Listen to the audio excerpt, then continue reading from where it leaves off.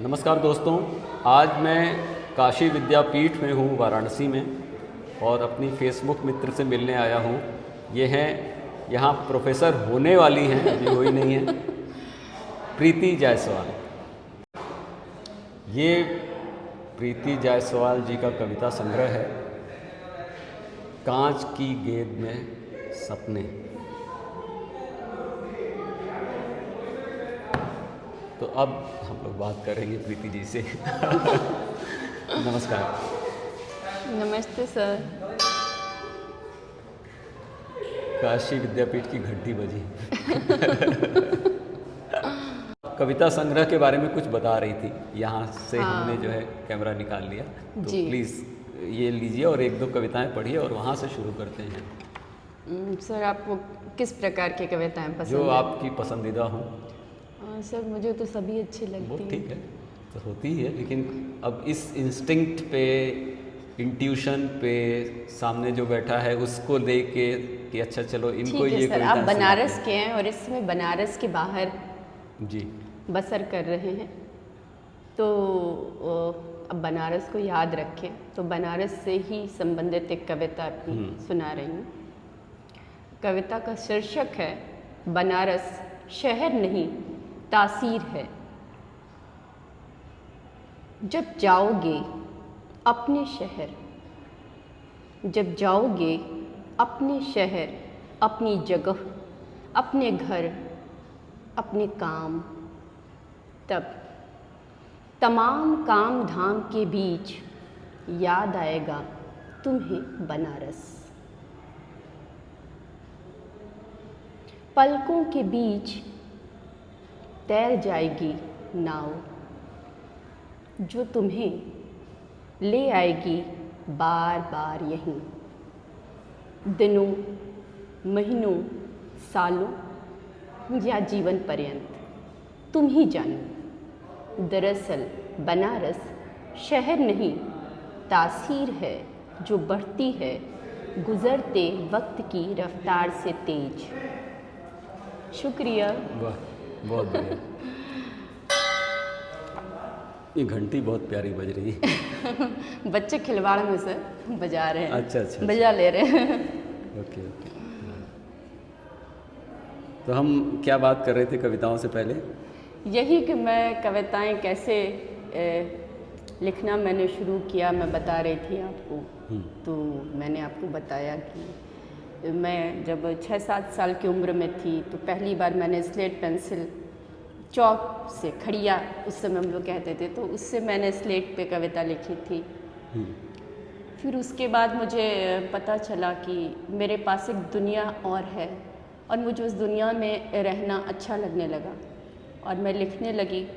लेकिन उस दुनिया में इसी दुनिया की बातें थी, जो मैं जैसा चाहती थी वो नहीं होता था, तो मैं कविताओं के मार्फत चाहती थी कि वो पूरा हो, ये दुनिया बिल्कुल वैसी ही सुंदर हो जैसे हम लोग सपने में सोचते हैं। लेकिन ऐसा होता नहीं। हाँ, लेकिन प्रयास किया जाए तो होता है। दुनिया ख़राब और अच्छे सभी तरह के लोगों से है बनी हुई, और जो बेहतरीन लोग हैं वही तो दुनिया को बचाए हुए हैं। सही बात है, बिल्कुल। तो अब क्या सुनेंगे सर आप? कुछ और? हाँ, सुना।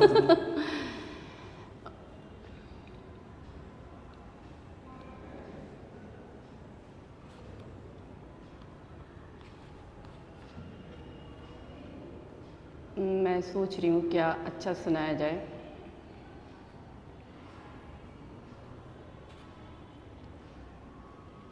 मैंने खाने पीने की चीज़ों के ऊपर बहुत सारी कविताएं लिखी हैं। हाँ, सुनो। तो सुनिए, एक साग होती है चौलाई, उस चौलाई साग के ऊपर है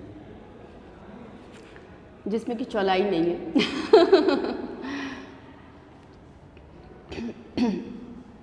तुम्हारी उंगलियों में लिपटी साग हूँ चौलाई, तुम्हारी उंगलियों में लिपटी साग हूँ चौलाई। रंग सकती हूँ उंगलियाँ ही नहीं, ज़ुबान ही नहीं खून भी। रंग सकती हूँ उंगलियां ही नहीं, ज़ुबान ही नहीं, खून भी उफनते शब्दों पर गिरकर बदल सकती हूँ तेवर सारा। उफनते शब्दों पर गिरकर बदल सकती हूँ तेवर सारा। ये जो गाढ़ी गुलाबी चादर है तुम्हारी, इस पर पड़ी ख्वाब हूँ मैं, इस पर पड़ी ख्वाब हूँ मैं। अब दांत न दिखाओ ज़्यादा, इस समय पान हूँ मैं, दांत पर चढ़ी होठों पर बिछी।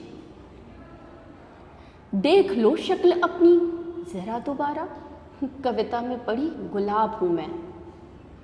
तुम ही कहते हो, कहते ही रहते हो, साग हूँ मैं चौलाई कहीं की, चौलाई कहीं की। बढ़िया बढ़िया, सुनाइए और सुनाइए और वो सुनाइए। कविता है। हाँ।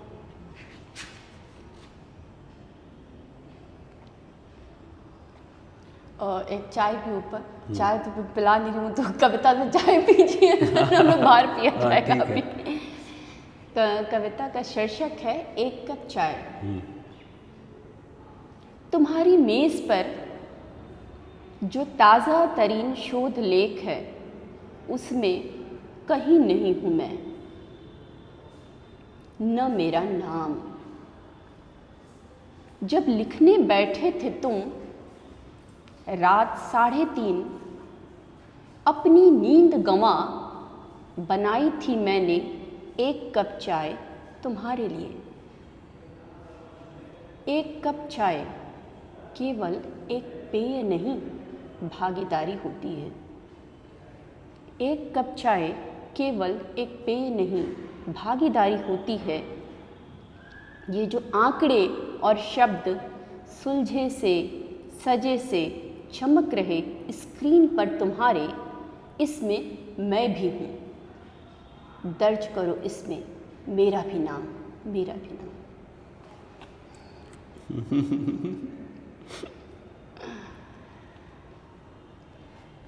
बनारस में पलने बढ़ने के अनुभव के बारे में बताइए। बनारस जब रह रही थी तो पता नहीं था कि कहाँ पे हूँ। जब मेरी पहली नौकरी मऊ में लगी तो मैंने जाना कि अपने शहर को छोड़ना क्या होता है। और मुझे बहुत सारी चीज़ें याद आती थी जब मैं स्टेशन से जाती थी और सुबह सुबह झाड़ू लगता था, धूल उड़ती थी, तो मुझे वो धूल भी याद आती थी कि मैं दूसरी जगह जा रही हूँ और मेरा घर छूट रहा है, मेरी गलियाँ छूट रही हैं। जो बाहर से आता है वो कहता है कि बनारस को गलियों का शहर कहा गया है, लेकिन बहुत सारे लोगों का कहना है कि गलियाँ उस तरह से नहीं हैं, गंदगी रहती है, ये रहती है, वो रहती है। लेकिन बनारस की गलियाँ सुकून देने वाली हैं। और आज भी बनारस के मोहल्लों में जो लोगों के बीच में एकता, प्यार, स्नेह है, वो बाहर आपको नहीं मिलेगा। चाहे बनारस जितना भी स्मार्ट हो जाए, लेकिन बनारस जीता है उन गलियों में। और यहाँ की गंगा जमुनी तहजीब जिसके लिए बनारस जाना जाता है। तो मेरी पैदाइश भी एक ऐसे मोहल्ले में हुई है जिसका नाम जैतपुरा है। एक और हिंदू बस्ती थी और दूसरी ओर मोहम्मदन्स रहते थे। तो मैंने देखा है कि किस तरीके से सभी त्यौहार पे उल्लास हम लोगों को मिलता था, बहुत अच्छा लगता था। कभी ऐसा नहीं लगा कि ये दो धर्म के लोग एक ही जगह रह रहे हैं। तो मैंने सीखा, मैंने कविता लिखना कैसे शुरुआत हुई कि मेरे घर के ठीक सामने कब्रिस्तान था सर, और वहाँ पे बुनकर बनारसी साड़ी बुनते थे। तो मैं घंटों देखती थी और मुझे लगता था कि मैं उनके बारे में सोचती थी। तो मेरी कविता में हाशिए का वो समाज भी है। मैं देखती थी वो कब्रिस्तान के ऊपर ढेर सारे लगे नीम के दरख्त, मैं उनको देखती थी, उनसे बातें करती थी, मैं लिखती थी। मैं देखती थी कि ईद पे किस प्रकार छोटे बच्चियां जाती थी और ये नहीं पता था कि ये हमारा त्यौहार नहीं है, हिंदू का त्यौहार नहीं है। एक मिलजुल के हम लोगों का आना जाना, खाना पीना, स्कूल भी वहीं था तो स्कूल में भी सभी एक साथ रहते थे। तो ये चीज़ें जो थी अद्भुत मुझे लगती है बनारस में है, जो कि कहीं और नहीं मिलेगी।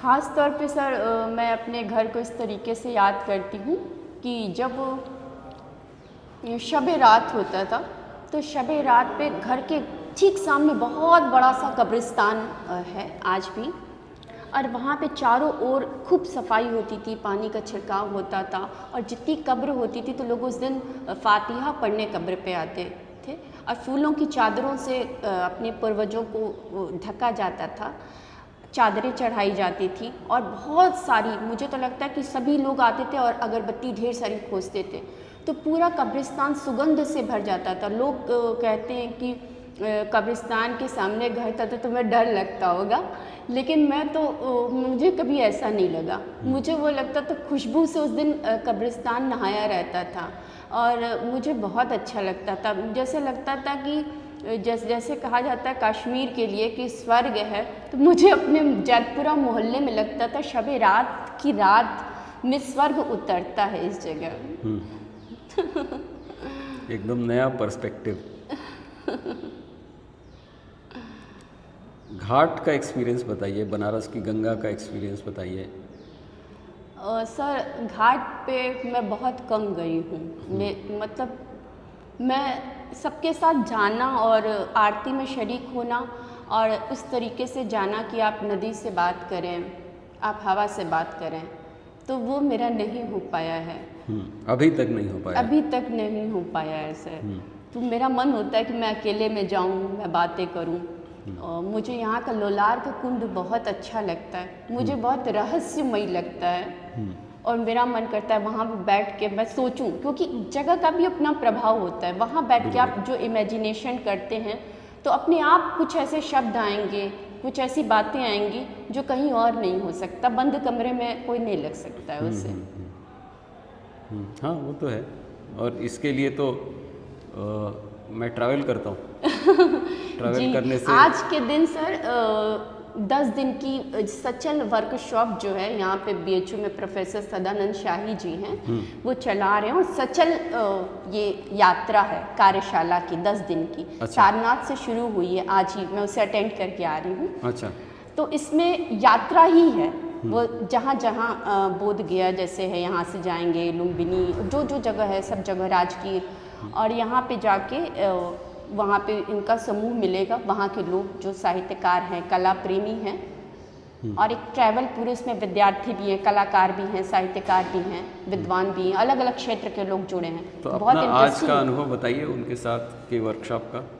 हाँ सर, वहाँ पे जाने के बाद पहले मैं सोच रही थी कि मैं उतना समय दे पाऊँगी कि नहीं।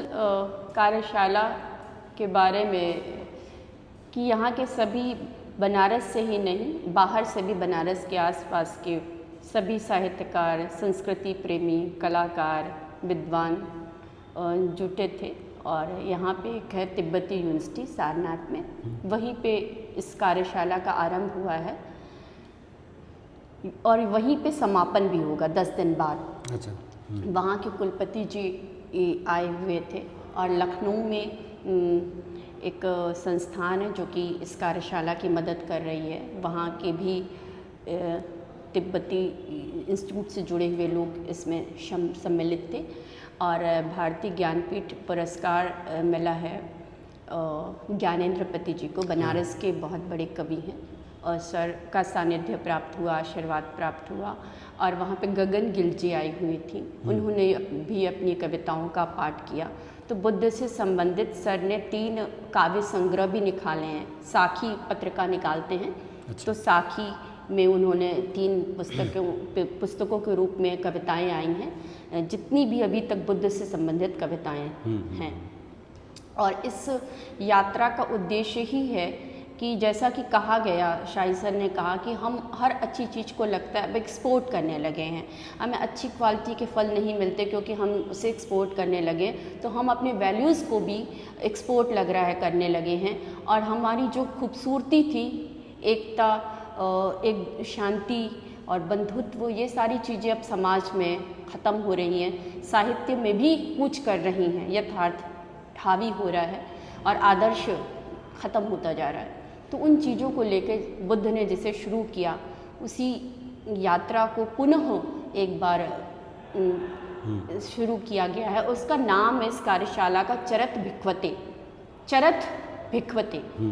तो उसके माध्यम से ये कार्यशाला जो है 10 दिन तक काम करेगी।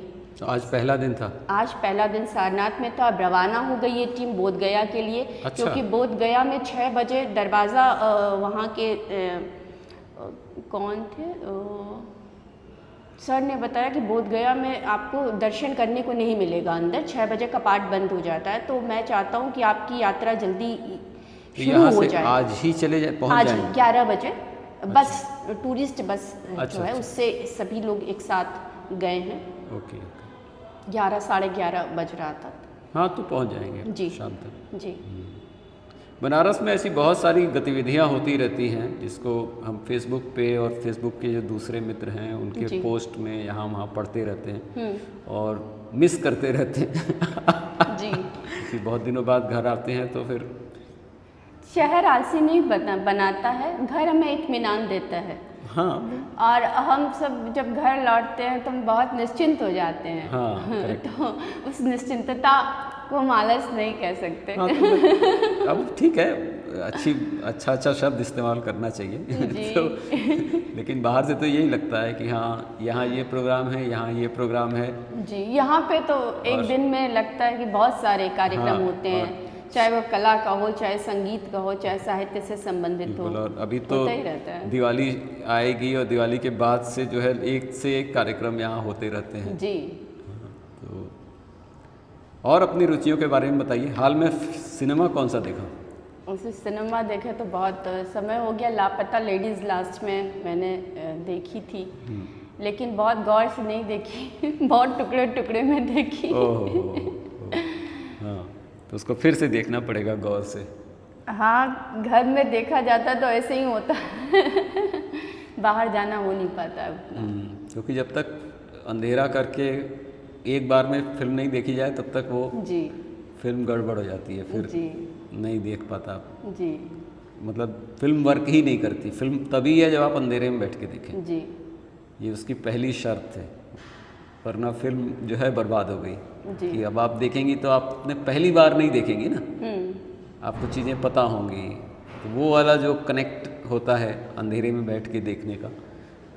और मुझे लगता है कि बच्चों में ये डिसिप्लिन डालना हम लोगों का काम है कि जब आप फिल्म देख रहे हो तो आप उसको पूरा रिस्पेक्ट दें। आप ये सोच के फिल्म देखें कि आप हॉल में ही देख रहे हैं। बच्चे तो भी कार्टून देखते हैं हाँ, और धीरे धीरे आप इसकी चिंता छोड़ दीजिए कि बच्चे अभी क्या देखते हैं। जी। क्योंकि मैं घर में जिस तरह का, मैंने भी उनके साथ कार्टून देखा है, और जैसे मैं जिस तरह की फिल्में मैं देखता रहा हूँ, जिस तरह के गाने मैं सुनता रहा हूँ, उसका असर अब मुझे अपने बच्चों पे दिखाई पड़ता है। तो आप ये मत सोचिए, आप अपनी रुचियाँ साथ साथ, भले आप दूसरे कमरे में फिल्म देख रही हो तो भी उसका असर आपके बच्चों पे आएगा। तो ये जो रहस्य है ये हमें नहीं मालूम जी। तो ये मैं जैसे अपने बच्चों में देखता हूँ कि मेरे बच्चों को सिनेमा और आर्ट, इसकी उन्होंने पढ़ाई, कहीं फॉर्मल पढ़ाई नहीं की, और दोनों यही काम करते हैं प्रोफेशनली।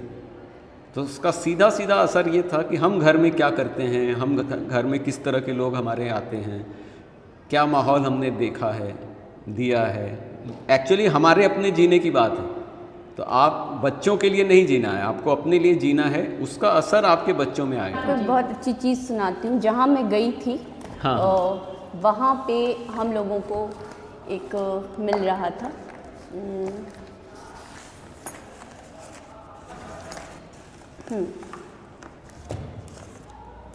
हाँ सर वहाँ पे जहाँ ये सचल कार्यशाला चल रही थी वहाँ पे एक बुकलेट मिल रहा था। तो इस बुकलेट को मैं आके जब पढ़ रही थी तो मुझे एक चीज़ बहुत अच्छी लगी कि जीवन को सतत यात्रा के रूप में व्याख्यायित किया गया है, बुद्ध ने किया है कि जीवन जो है सतत यात्रा है। और कुछ कुछ ऐसी बातें हैं कि और हम पूरे जीवन में करते क्या हैं। तो पूरे जीवन में मनुष्य खोज करता है, यात्रा में चलता है और खोज करता है। और इसी खोज में इस दुनिया में जो कुछ भी चीज़ें आई हैं, चाहे कला के क्षेत्र में, चाहे किसी देश को जानना ही हो, चाहे देश तक पहुंचना हो, चाहे उसकी संस्कृति को जानना हो, वो सब एक खोज के द्वारा ही हुआ है। यदि मनुष्य एक ही जगह ठहर गया होता तो ये सारी उपलब्धियां हमारे हाथ नहीं होती। तो यात्रा का जीवन में बहुत महत्व है। और चलने का भी एक सलीका होता है, ये भी बहुत सारे लोगों को पता नहीं होता। हम जीवन को गुजार रहे होते हैं, बिता रहे होते हैं, लेकिन हम समझ ही नहीं पाते इस जीवन यात्रा को पूरा कैसे करना है, चलना कैसे है। और इस यात्रा के शिल्प को जन्म दिया मनुष्य के भ्रमण की प्रवृत्ति ने। तो मुझे ये बात भी बहुत अच्छी लगी कि यात्रा का भी अपना एक शिल्प होता है कि चलते तो सभी लोग हैं, लेकिन हमें लेना क्या है। जैसे आप अपनी यात्रा में भी तुरंत अपना काम शुरू कर दिए वीडियो बनाने का, और जो मेरा पढ़ने लिखने का काम है, मैं अपने काम में अपनी यात्रा में लगी हूँ। तो हम लोगों को पता होना चाहिए कि हमारी जो यात्रा है वो निष्फल ना हो, हमें कुछ मिलना चाहिए। एक दिन पूरा बीत गया और हम कुछ नहीं पा सके तो हमने वो बेकार कर दिया, उस दिन को जाया कर दिया। कुछ तो मिलना ही चाहिए या बांटना चाहिए। हाँ जी, दोनों ही बातें हैं जी, या तो मिले या बंटे। जी, फिर धीरे धीरे ऐसा होता है कि मिलने की संभावना कम रहती है, बांटने की संभावना बढ़ने लगती है। जब आपकी उम्र बढ़ती है तो मिलने से ज़्यादा बांटने का हो जाता है।